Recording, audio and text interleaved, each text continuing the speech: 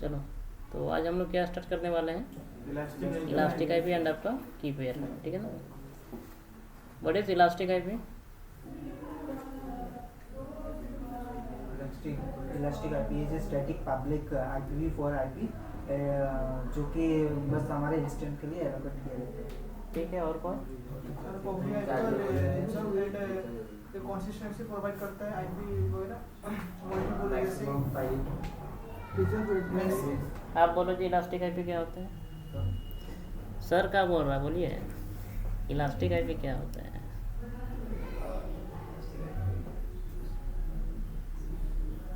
क्या हुआ?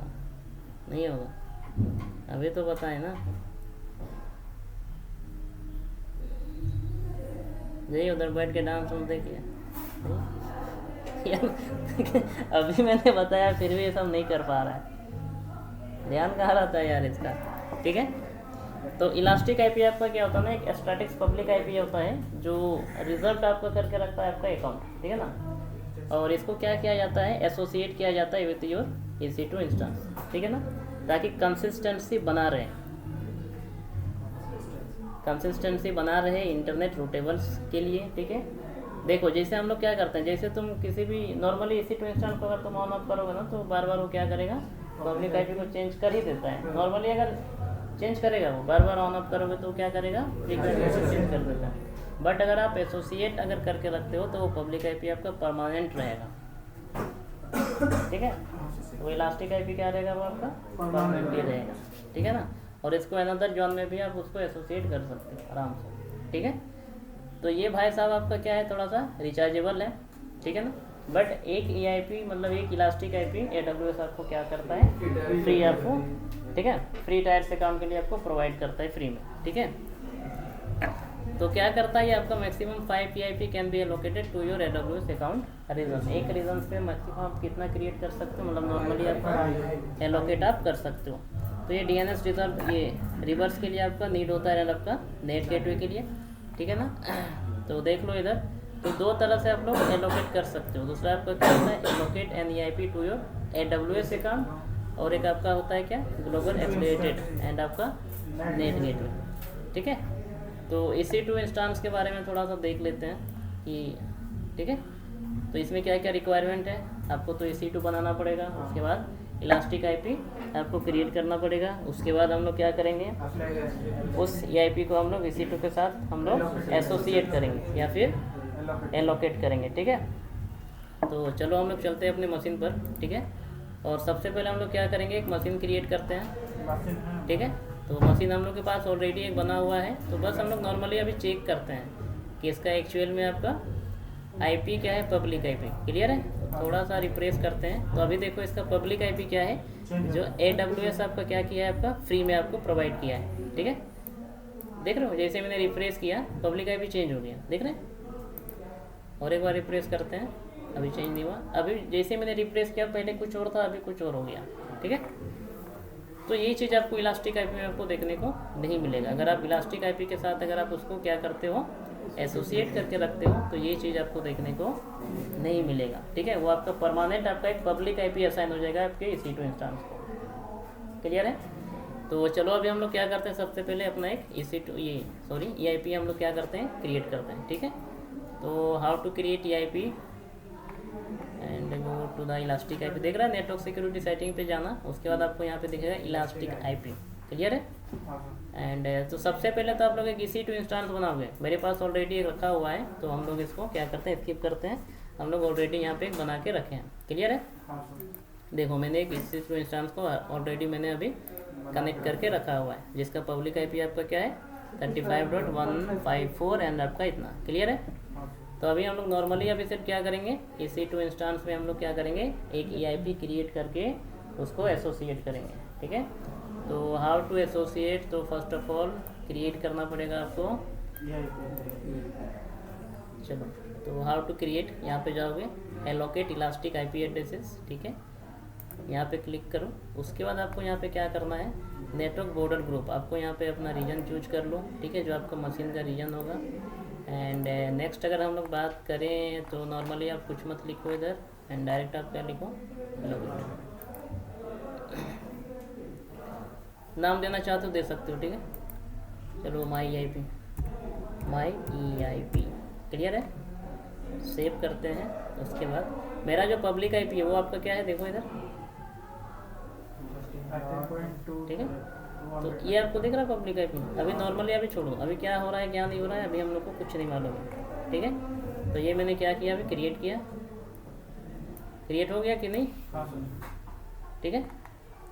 तो ये हमारा है पब्लिक IP। अभी हम लोग क्या करेंगे, how to associate with your EC2 instance, ठीक है ना। अब EIP को हम लोग क्या करेंगे, एसोसिएट कैसे करेंगे वो देखो।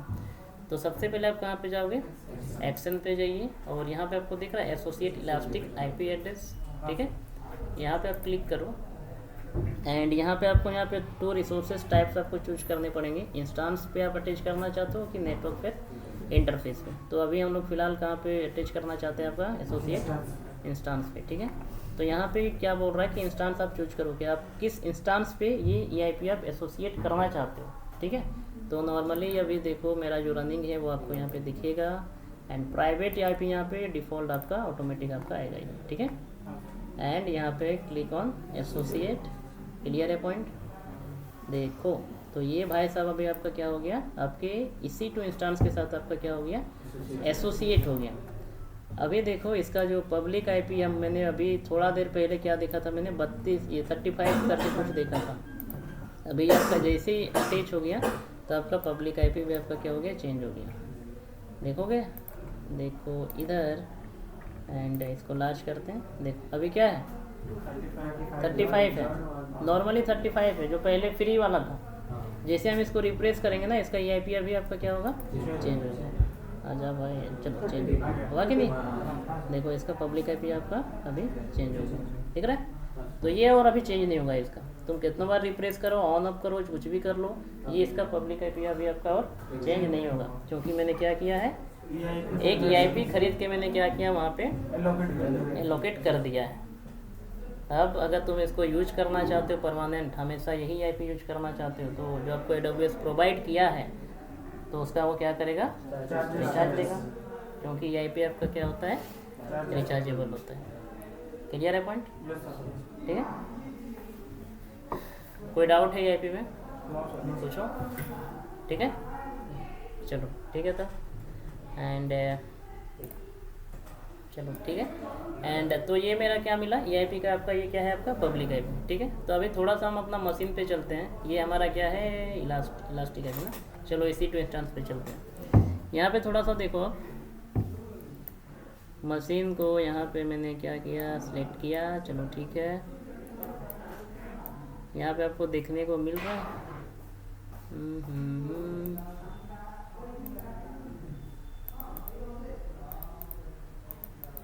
थोड़ा रिफ्रेश कर लो यार।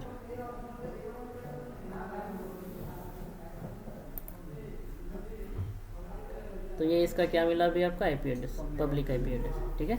EC2 इंस्टेंस के साथ आपका क्या है आपका, ठीक है, अटैच हो गया है। तो इधर कुछ नहीं क्लिक करना है, कट करते हैं इसको। ऐसे कुछ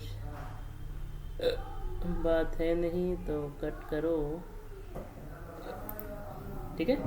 अभी हम लोग क्या सीखेंगे, एक चीज़ मैंने अभी आपको बताया थोड़ा देर पहले कि ये क्या करता है भाई, रिचार्जेबल है, ठीक है, ठीक है, रिचार्जेबल है। बट यहाँ पे 2 कंडीशंस हैं कि अगर आप डिलीट कैसे करना चाहते हो।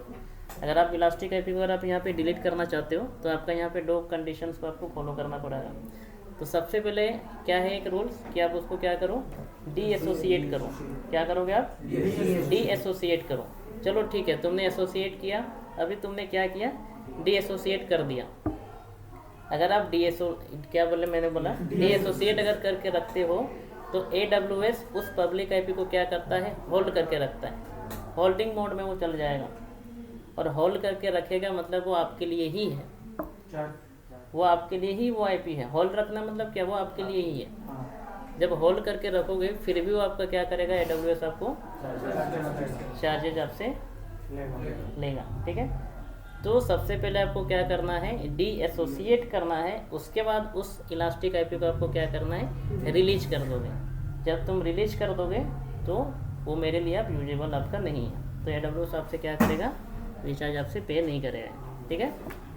क्लियर है? हाँ जी। तो सबसे पहले हम लोग क्या करेंगे, डीएसोसिएट करेंगे एंड आपका उसके बाद रिलीज़ कर देंगे। क्लियर है?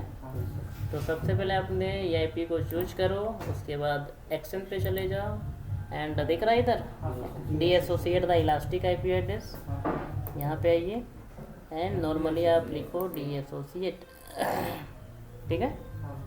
एंड और एक बार चूज करिए इसको एंड नॉर्मली अभी एक बार कर दो आप इसको release the elastic IP address. Disassociate रहना मतलब होल्डिंग पे आपसे AWS आपसे पेमेंट लेगा।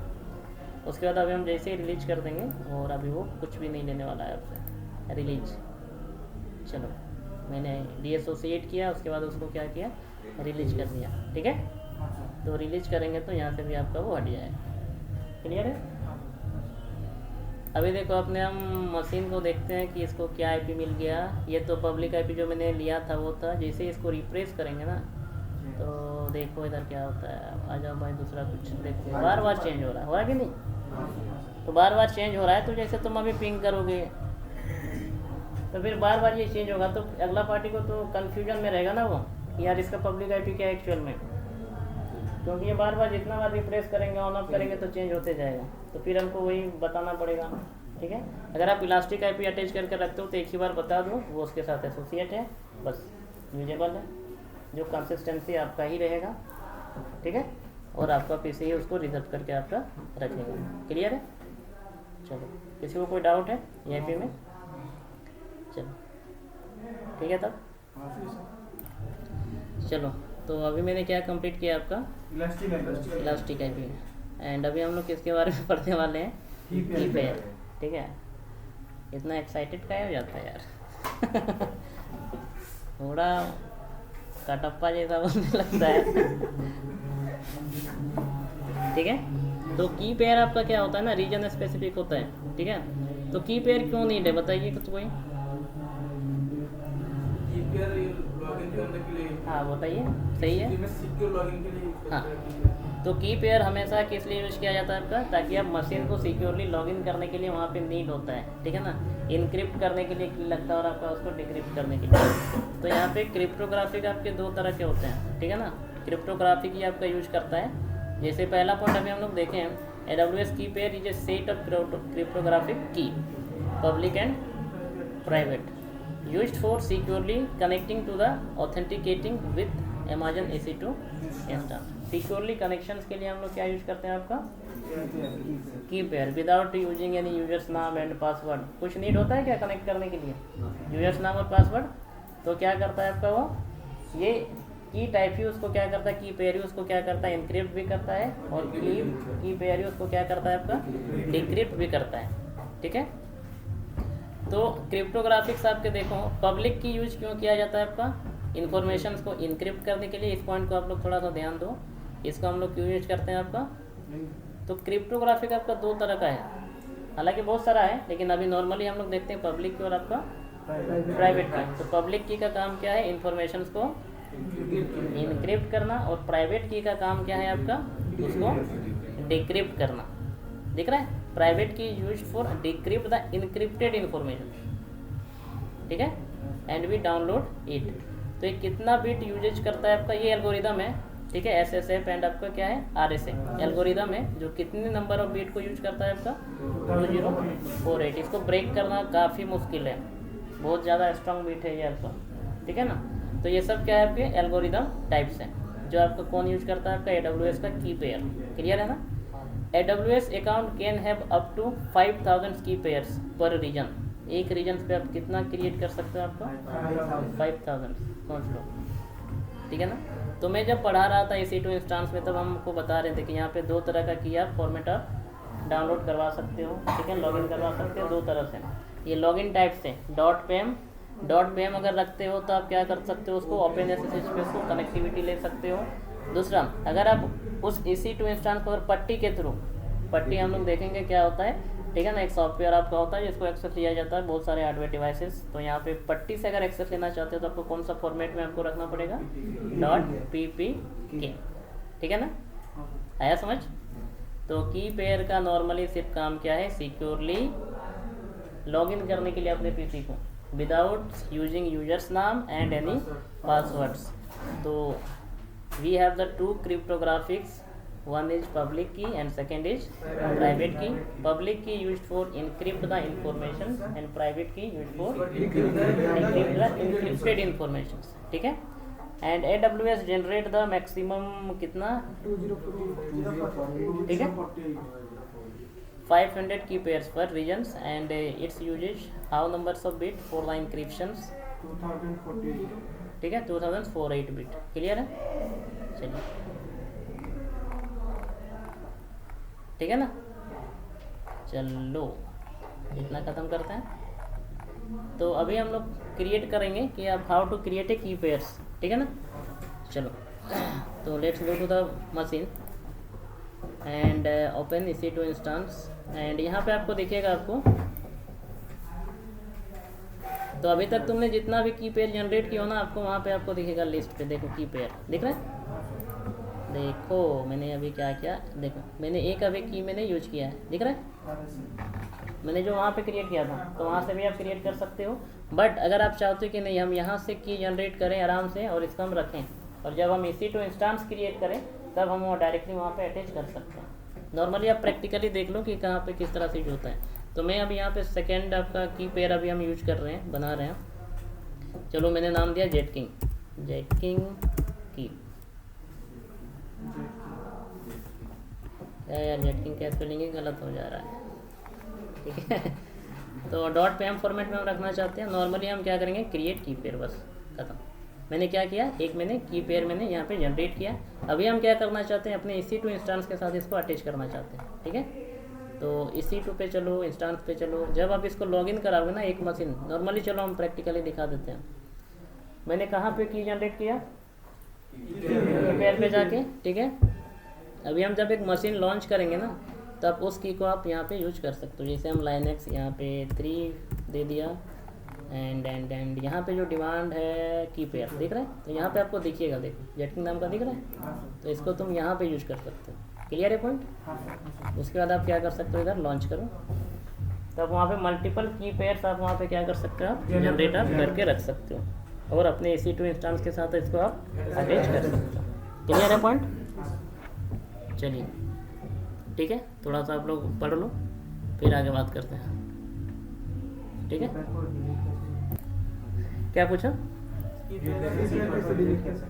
डिलीट कैसे करना है। तो नॉर्मली आप यहाँ पे चले जाओ एंड की को आप यूज कर लो एंड एक्शन पे जाना एंड डिलीट, ठीक है। या फिर नॉर्मली एक यहाँ पे दिख रहा है, मैंने अभी क्या किया, EC2 इंस्टेंस पे गया और वहाँ पे मैंने ये लॉन्च कंप्लीट किया। अगर आप चाहते हो कि मैंने क्या करना है ना, कि हम डायरेक्टली क्या करेंगे, उसको किसी भी इंस्टेंस के साथ अटैच करना चाहते हो, तो क्या करोगे आप, इंपोर्ट की, दिख रहा है, देखो डायरेक्ट आपका यहाँ पे इंपोर्ट हो जाएगा। या फिर ब्राउज, ये सब भी हम लोग सीखेंगे कहाँ पे आपका यूज होगा, ठीक है। बैक चलते हैं, बट अभी आप सीखो कि आप इसको हम डिलीट कैसे करेंगे। तो जिस भी RSA की को या फिर आप किस की को आप डिलीट करना चाहते हो, उसको आप क्या करो, यहाँ पे सिलेक्ट कर लो। उसके बाद इसको आप क्या करो, डिलीट करो। एक्सेल पे जाके इसको क्या करो आप, डिलीट बटन पे क्लिक करिए एंड आगे बढ़िए। चलो यहाँ पे आपको टाइप करना पड़ेगा डिलीट। क्लियर है पॉइंट। तो क्रिएट कैसे करोगे, अटैच कैसे करोगे, डिलीट कैसे करोगे, हो गया। चलो एंड कल हम लोग इंटरेस्टिंग टॉपिक पढ़ने वाले हैं जो काफ़ी मज़ेदार होने वाला है।